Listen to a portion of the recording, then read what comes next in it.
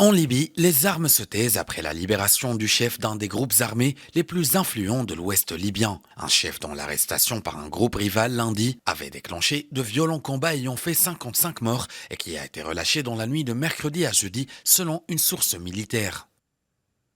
Il a été libéré en vertu d'un accord de cessez-le-feu parrainé par le gouvernement qui prévoit également le retrait des combattants des lignes de front et le déploiement d'une force neutre pour s'interposer entre les adversaires. Des combats impliquant des armes lourdes telles que des lance-roquettes et des mitrailleuses avaient éclaté après l'arrestation sans explication lundi de ce colonel par la force Rad.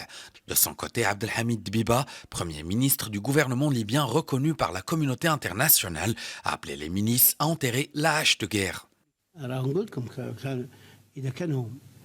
Je vous dis que si les milices rivales ne se calment pas et n'acceptent pas une solution pacifique, il y aura d'autres décisions les concernant.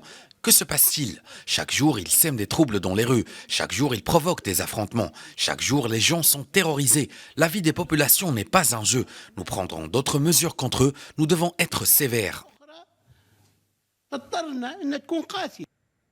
Les deux groupes armés figurent parmi les plus puissants et influents de Tripoli, où siège l'un des deux gouvernements qui se disputent le pouvoir en Libye, pays riche en pétrole mais plongé dans un chaos sécuritaire depuis la chute du régime de Muammar Kadhafi en 2011.